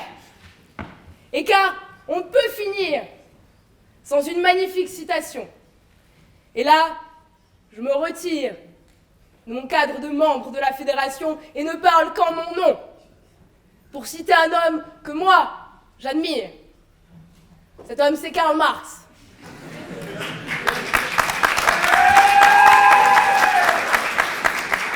Et cet homme avait une phrase, mesdames et messieurs. Pour abattre le capitalisme, il n'y a qu'une chose.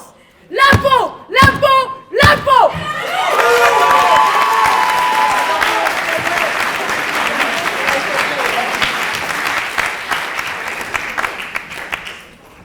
Citoyen, à toi la parole. Ensuite à toi, citoyen. Ensuite à toi, citoyenne. Bonjour à tous. Comme ça a été dit, je suis citoyen, je m'appelle Xavier. Contrairement aux autres, je n'ai pas d'association représentée, trucs comme ça, je ne suis pas cassé l'ambiance. D'ailleurs, c'est marrant, elle parle de Karl Marx, j'habite rue Karl Marx. Enfin, c'est à Milan, c'est via Karl Marx, mais je pense que c'est le même gars. Je voulais faire une remarque sur un truc qui a été dit par l'opposition. Ça avait l'air con, mais en vrai, j'y ai réfléchi et pourquoi pas. Tu as dit les hôpitaux, ils sont surpeuplés, on a supprimé les hôpitaux. Je me suis dit, mais à côté de la maison, on a déjà le généraliste. Un grand lui donne une trousse à outils. On va chez Kiloutou ou un truc, enfin voilà, je voulais juste venir proposer ça là. Voilà, merci.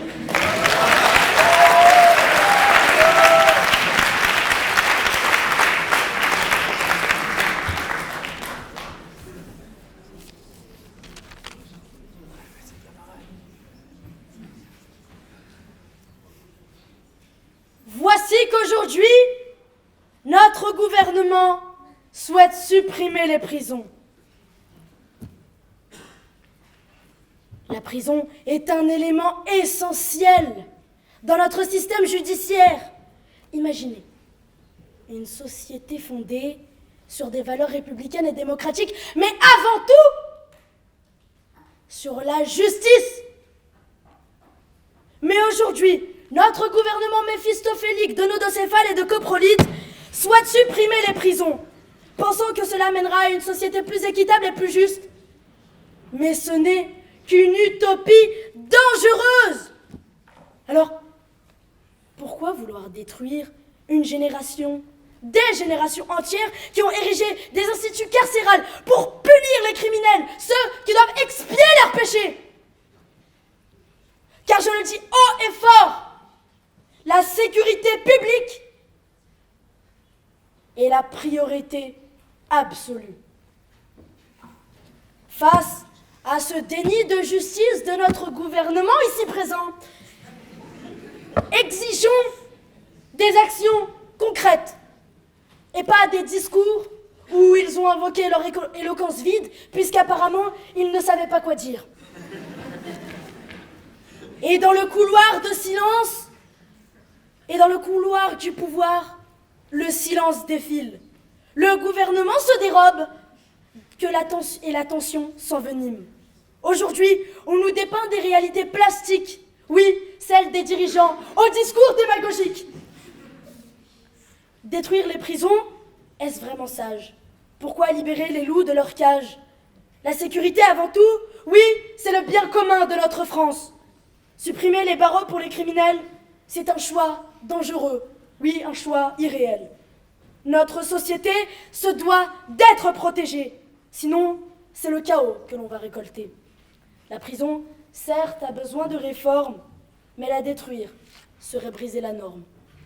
La justice, ce n'est pas jouer avec le feu, mesdames et messieurs. C'est défendre la paix pour moi et pour eux. Alors, non à la suppression de la prison! prison.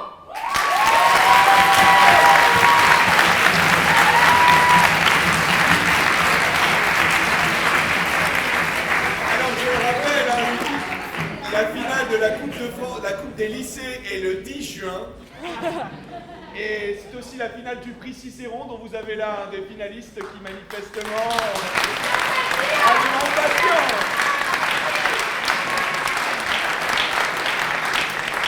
Je suis ici avec une dérogation pour ce collégien, hein, donc vous n'avez aucune excuse dans la salle. Tu as la parole, citoyenne. Citoyens, citoyennes, merci. Je le fais pour eux, je le fais pour moi. Merci d'être là. Parce qu'en réalité, ce ne sont pas les finalistes qui apprennent le plus, c'est bien vous. Vous êtes là, vous scrutez, vous regardez et vous apprenez. Vous apprenez plus que tout autre. Donc merci. Merci de soutenir la FFD. Merci. Mais ce n'est pas fini. Mais ce n'est pas fini. Mais ce n'est pas fini. Ce n'est pas fini. Merci. Et ce n'est pas fini. On fera de belles choses. On fera de très belles choses. On va repousser les limites. Et voilà. Tout à l'heure, on nous disait que c'était la première grande Coupe de France où il n'y a jamais eu autant d'équipes qui se sont inscrites, autant d'équipes qui se sont battues. À l'international, ils sont venus se battre. Merci. Merci encore. Et c'est beaucoup, c'est gros, mais engageons-nous. Vous pouvez vous engager. C'est la plus belle des valeurs. Vous pouvez vous engager tous à votre niveau pour la FFD, pour vos causes, mais je vais faire plutôt de la propagande pour la FFD. Écoutez, comme ma camarade le disait, le don, c'est la vie. Avec votre argent, avec quelques euros, et non pas les euros, vous pouvez faire tellement plus que de regarder. Alors on vous produit un spectacle, mais qui nous a pris beaucoup de temps. Nous formons des gens gratuitement. Voilà. Parce que nous sommes pour l'éducation populaire. Comment, mon ami? Citoyen, je t'écoute. Ah, non? Merci. On ne met pas orateur. On le devient. Merci beaucoup. Merci. Et je le fais pour vous. Citoyen, tu as la parole.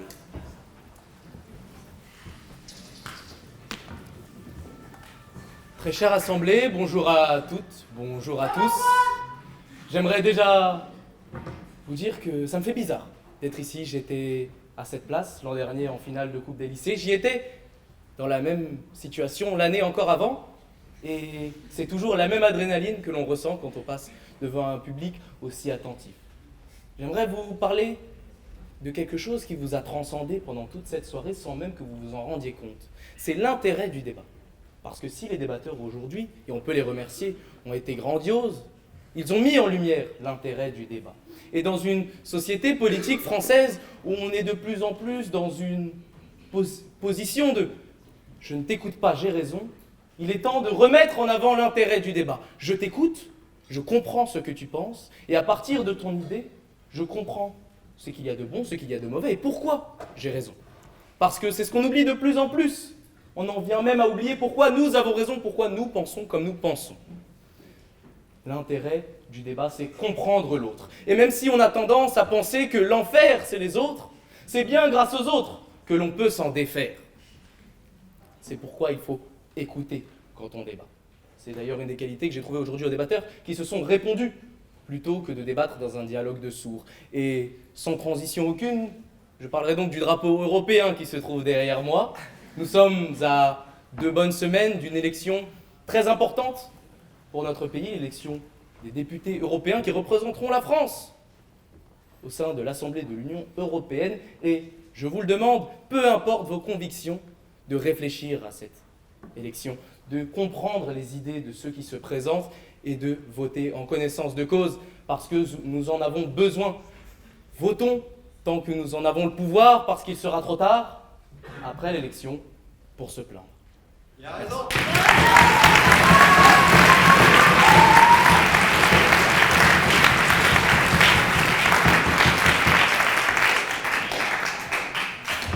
Bernadotte, tu as la parole au nom de la Fédération francophone de débat du Nord ou en ton nom propre. Chers amis, bonsoir à toutes et à tous. Merci déjà de m'écouter. Alors, je m'appelle Pierre et je suis, comme l'a rappelé Hugo Roussel, président de la Fédération francophone de débat du Nord, les chers Lillois. Donc vous verrez, je n'ai pas l'accent ch'ti, désolé pour les clichés qui ne se reproduiront pas lors de ma prise de parole en public. Mais je suis aussi membre de Révolte-toi Lille et je tenais à vous dire que l'année dernière, nous étions sur ces chaises pour la finale de la Coupe de France que nous avons perdue contre une très grande équipe de la Conférence Olivain, que je félicite encore une fois. J'ai pas le seum, je vous promets.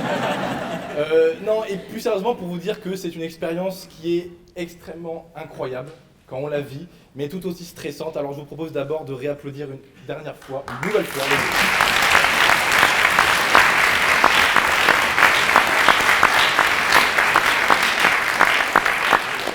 C'était un très beau débat avec, vous l'aurez remarqué, énormément d'auteurs des deux côtés. Et c'est vrai qu'aujourd'hui, je voudrais vous dire aussi ma fierté de représenter la Fédération francophone de débat du Nord. Quand je vois ce genre de débat, quand je vois que sur les 4 dernières éditions de la Coupe de France de débat, il y avait une équipe lilloise représentée. 2 fois le bec et la plume de Sciences Po Lille, 2 fois Révolte-toi Lille de l'Université de Lille. Le bec et la plume, c'est 2 finales et je l'espère 2 finales gagnées. Révolte-toi Lille, mon équipe, c'est 2 finales et 2 finales participées. En tout cas, sachez qu'il y a toujours eu une rivalité aussi bien sur le plan national que local entre Révolte-toi Lille et le bec et la plume. Mais c'est bien évidemment aujourd'hui une fierté de voir ces orateurs et oratrices qui sont exceptionnels, qui représentent formidablement Lille et le nord de la France. Et pour certains et certaines que j'ai rencontrés il y a plus d'1 an, qui peinaient à aligner 2 mots sans bégayer, et qui aujourd'hui se retrouvent ici, je parle pas de toi Morin, t'inquiète pas, et qui se retrouvent aujourd'hui ici, extrêmement à l'aise devant vous, et qui sont extrêmement convaincants. Je suis extrêmement fier d'eux, et je suis extrêmement ému aussi. Bon Lou, j'ai rien sur toi, t'es déjà championne de France, donc voilà. Mais en tout cas, bravo à toutes et à tous. Et pour finir, je tiens aussi, je suis d'ailleurs étonné que ça n'a pas encore été fait, mais je pense qu'on peut aussi applaudir la Fédération francophone de débat.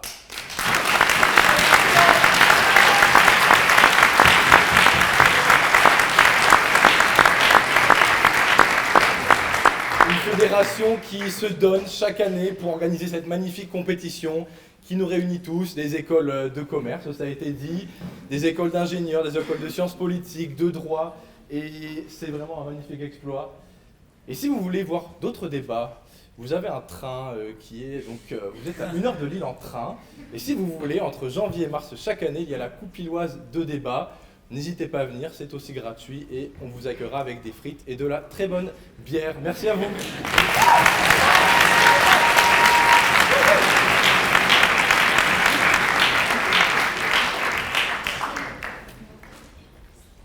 Citoyens, la tribune est ouverte à vous de vous lever et de la prendre. Byron, François. Bonjour à toutes et à tous.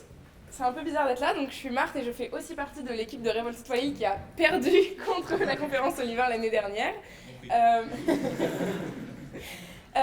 Mais aujourd'hui, en fait, ça me tenait à cœur de m'adresser à toutes les femmes qui sont, il y a des gens là, qui sont présentes dans la salle, de tous les âges, de tous les milieux, de vous dire de vous exprimer, d'oser prendre la parole et de jamais vous censurer, parce que c'est pas facile.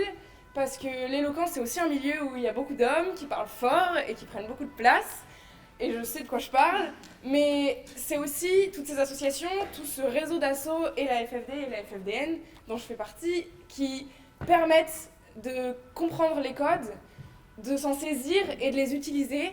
Et je pense que c'est fondamental pour toutes les femmes de prendre la parole parce que, en fait, c'est une place qu'on ne va pas vous laisser. Donc prenez-la, prenez de la place. Parlez pour vous, pour celles qui ne peuvent pas, pour celles qui n'y arrivent pas, pour celles qui n'ont pas réussi, ou pour celles qui ont essayé. Voilà, je voulais juste dire ça. Donc prenez de la place et parlez fort, toujours.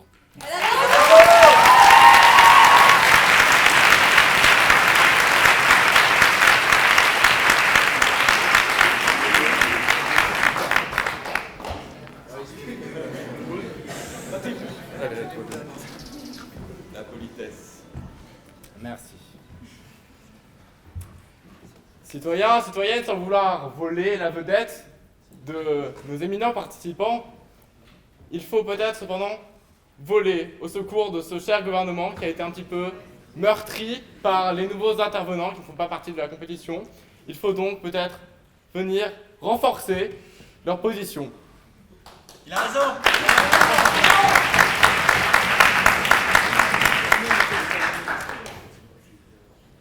Vous nous parlez, chère opposition, d'une prison qui doit être un purgatoire pour expier ses crimes.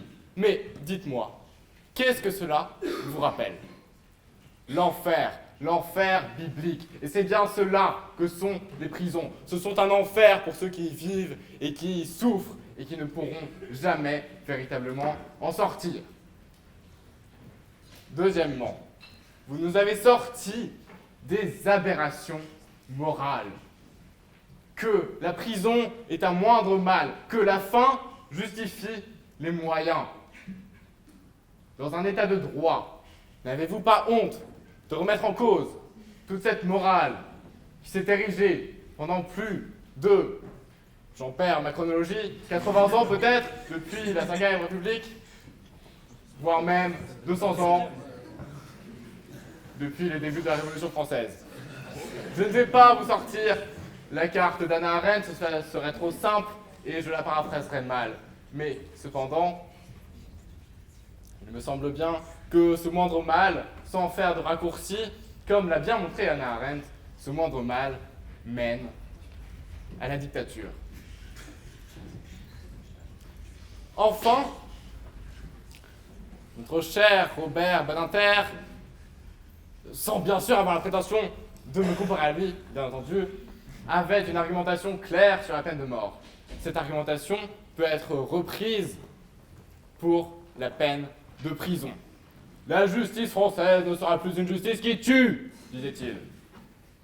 Mais elle tue toujours.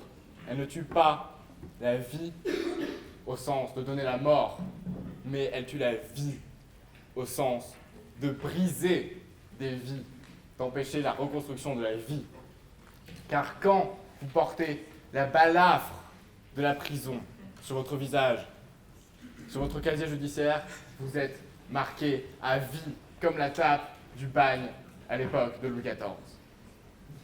Il faut donc, je le redis, je soutiens ce gouvernement, il faut abolir les prisons.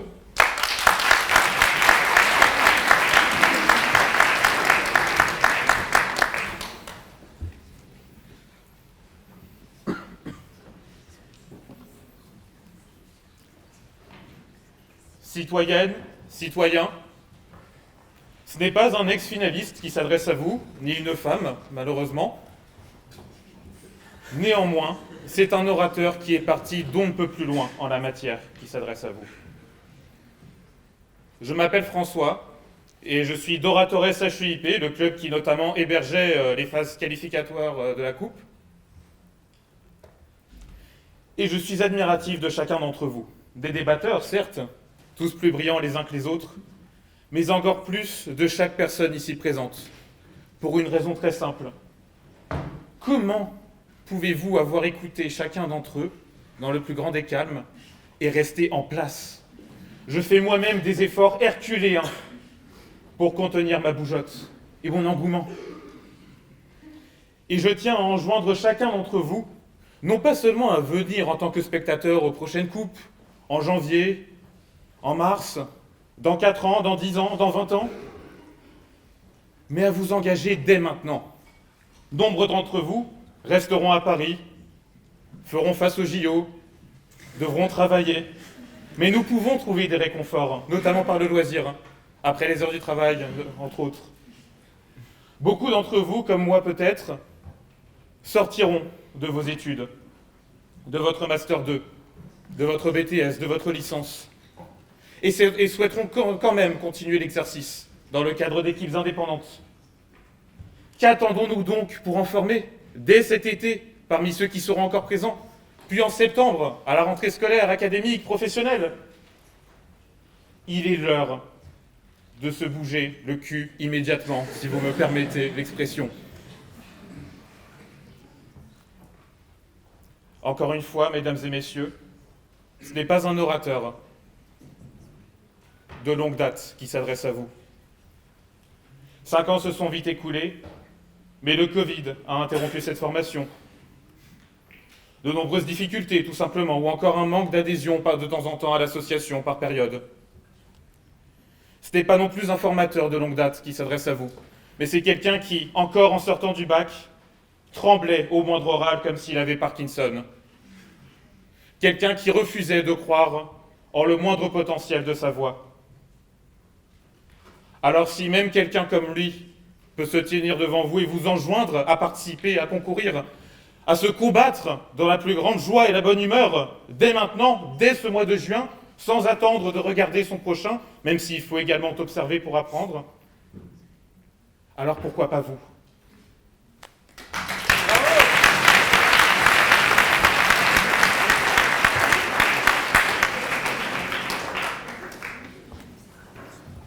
Tu as la parole.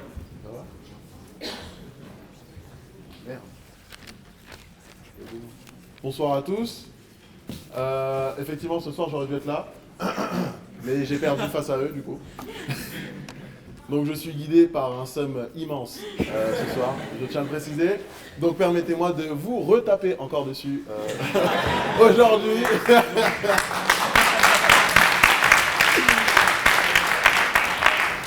Alors permettez-moi de vous dire, je ne vous parlerai pas d'association, je ne vous parlerai pas de femmes, je ne vous parlerai pas de dons, je ne vous parlerai pas non plus d'impôts, mais je vous parlerai bien de prison, pardon, étant donné que je travaille moi-même à la prison de la santé.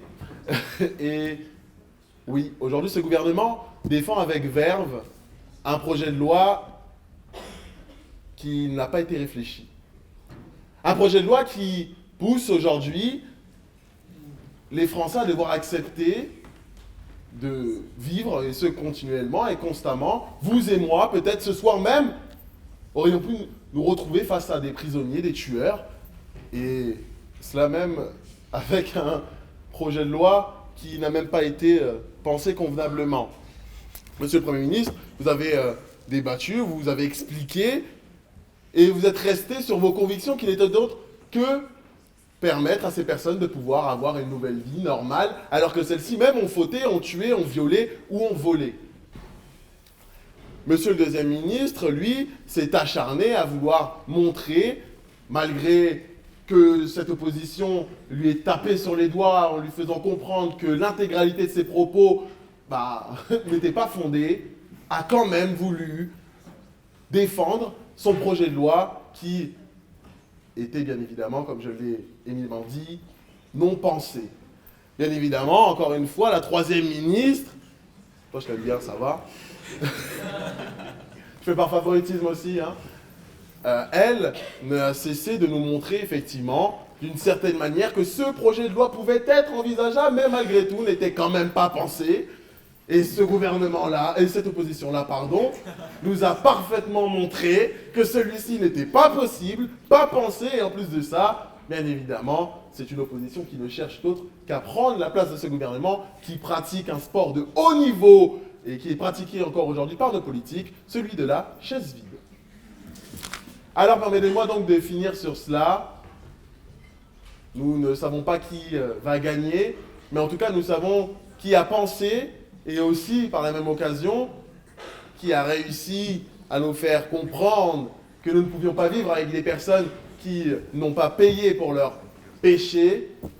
En tout cas, voilà, j'ai le seum. Je l'aurais pas... Oui, j'ai le seum, beaucoup. Mais en tout cas, voilà, merci beaucoup. Et il va rendre son verdict. La parole est donc fermée. Nous allons donc accueillir les jurés sous vos applaudissements, bien entendu.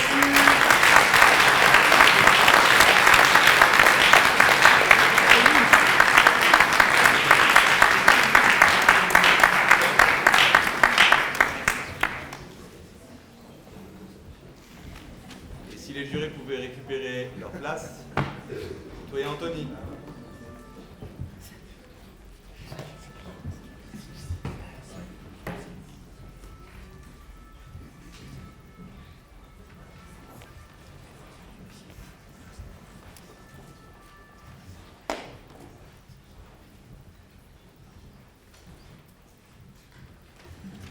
Membres du jury, la tribune est à vous pour motiver votre décision.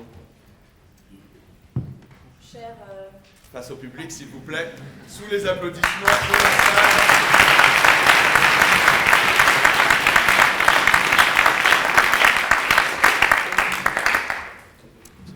Chères toutes et tous, cher gouvernement, chère opposition, le jury a rendu son verdict. Les points de l'argumentation vont à l'opposition.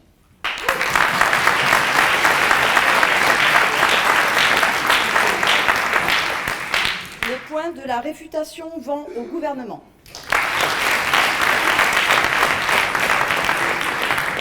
Dans le jeu des questions, le jury a estimé que c'était le gouvernement qui avait mérité les points des questions.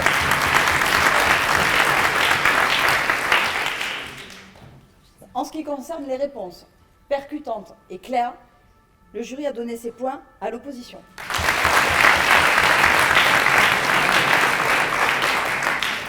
En termes de discipline,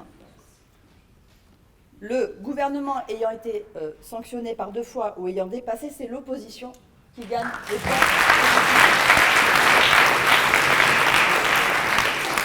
Quant à l'éloquence, vous l'avez compris, déterminante ici, le jury a décidé de donner les points au gouvernement.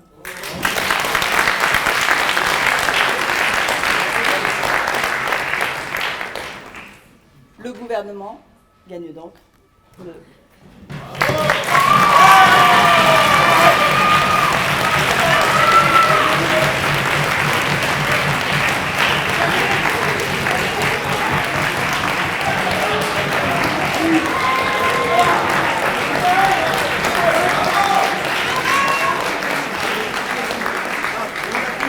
Ce n'est pas fini.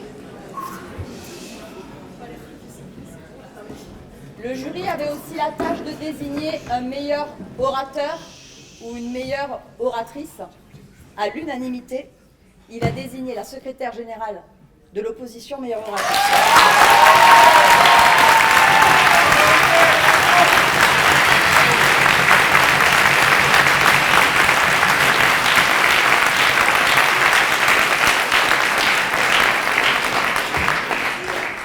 Si un autre membre du jury veut prendre la parole de façon succincte mais néanmoins pertinente, la tribune est ouverte. Non, parce que la salle est louée à Alors oui, je vais juste la prendre rapidement. On a trouvé que vous n'aviez pas la part belle en termes de sujet et que franchement, vous aviez été très convaincant dans l'argumentaire que vous avez évoqué. Vous avez été très bon aussi, mais vous nous avez moins convaincus. Mais en tout cas, pour nous tous, vous avez fait une très très belle prestation avec vraiment de l'imagination. Peut-être en avez-vous parfois manqué et il faut aller plus loin parce que la prison est un très bel univers où on découvre plein de choses et je l'ai quitté, mais non sans regret. Et je suis persuadée que vous trouverez beaucoup de choses dans vos études et dans vos performances d'éloquence, notamment sur ce sujet. Félicitations.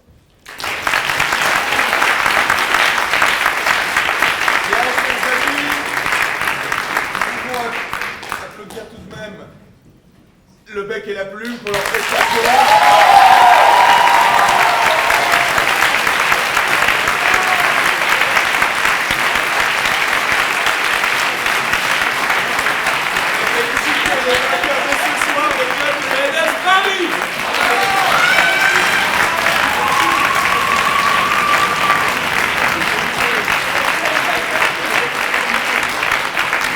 Et comme on prend la tribune, on prend la coupe, mais nous allons aussi, si vous le voulez bien, prendre aussi la poudre d'escampette et quitter ces lieux magnifiques, tout en remerciant l'Hôtel de Ville de nous avoir accueillis.